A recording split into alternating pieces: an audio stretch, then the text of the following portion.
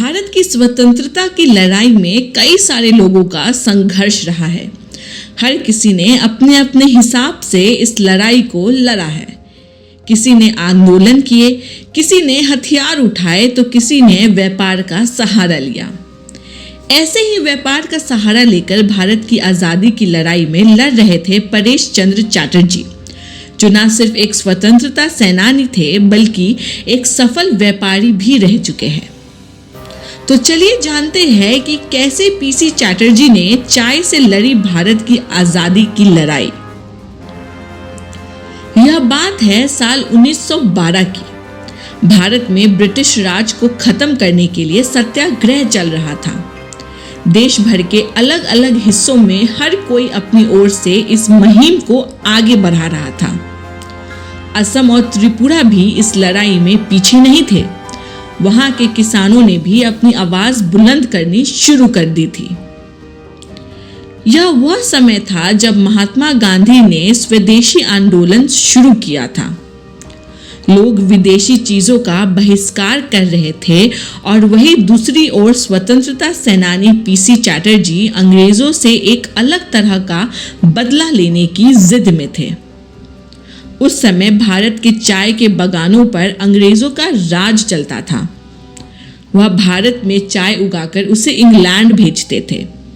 PC Chatterjee इसके खिलाफ थे।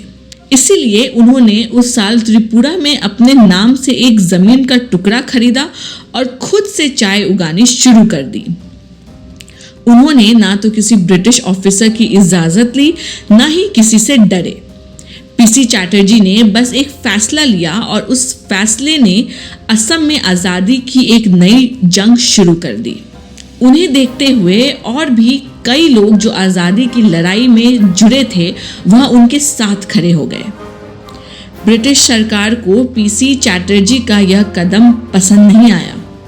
उन्होंने ये मुहिम रोकनी भी चाहिए, मगर इससे पहले वो कुछ करते त्रिपुरा के राजा बीरेंद्र किशोर माणिक्य ने अंग्रेजों को सीधा चेतावनी दे दी कि त्रिपुरा के बागानों में सिर्फ भारतीय किसान ही खेती करेंगे।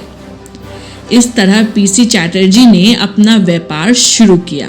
कंपनी बनाने के पीछे पीसी चटर्जी की मंशा यह थी कि वह अंग्रेजों के खिलाफ जा सके, मगर उन्होंने इस बिजनेस को काफी गंभीरता से रखा। शुरुआती दिनों में ही उन्होंने चाय के दो प्रकार लोगों के सामने पेश कर दिए थे। एक थी ट्रेडिशनल चाय और एक थी फ्रेश कट चाय।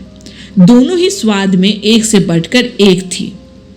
पीसी चटर्जी की चाय इतनी जल्दी और इतनी ज्यादा हिट हुई कि कंपनी खोलते के पहले साल में ही उन्होंने 500 लोगों को काम पर रख लिया था। इसमें अधिकतर कर्मचारी असम और बंगाल के स्टूडेंट्स थे जो इस आज़ादी की लड़ाई में उनका साथ देना चाहते थे। अभी तक भारत में उगाई गई जो चाय इंग्लैंड को बेची जाती थी, अब उसे पीसी चटर्जी ने प्राइवेट खरीदारों को बेचना शुरू कर दिया। चाय के इस बिजनेस से अच्छा पैसा आ रहा था और पीसी चटर्जी चाहते थे कि उनका काम और उनकी चाय की क्वालिटी दोनों बढ़ते जाए। इसके लिए उन्होंने अपनी पहली इन्वेस्टमेंट के तौर पर हाथियों का एक परिवार खरीदा। यह हाथी खरीदना उनका एक सोचा समझा कदम था। ऐसा इसलिए क्योंकि हाथी पर बैठकर आप चाय की गहरी झाड़ियों तक भी पहुंच सकते हैं। इतना ही नहीं, वह हाथी इतने समझदार थे कि वह जानते थे कि चाय की कौन सी झाड़ तोड़ने लायक है और वह उसे तोड़कर सुरक्षित इकट्ठा भी कर लेते थे। वह वक्त है और आज का वक्त। पीसी चटर्जी की शुरू की चाय की कंपनी को आज लक्ष्मी टी के नाम से जाना जाता है। भारत की आज़ादी के बाद चाय का बिजनेस पहले से ज़्यादा बड़ा हो गया तो लक्ष्मी टी ने असम और त्रिपुरा के कई बागान खरीद लिए ताकि वह दुनिया भर में अपनी चाय भेज पाए। लक्ष्मी टी का बिजनेस बढ़ता तो जा रहा था, मगर वक्त के साथ इसके बढ़ने की रफ्तार कम होती गई। इसके बाद जब पीसी चटर्जी के बेटे ने इस कंपनी को संभाला तो नई पीढ़ी के नौजवान ने इसे और भी ऊंचाइयों पे पहुंचाया। आज अगर खुद पीसी चैटर्जी अपनी कंपनी की सफलता देखते तो शायद हैरान हो जाते।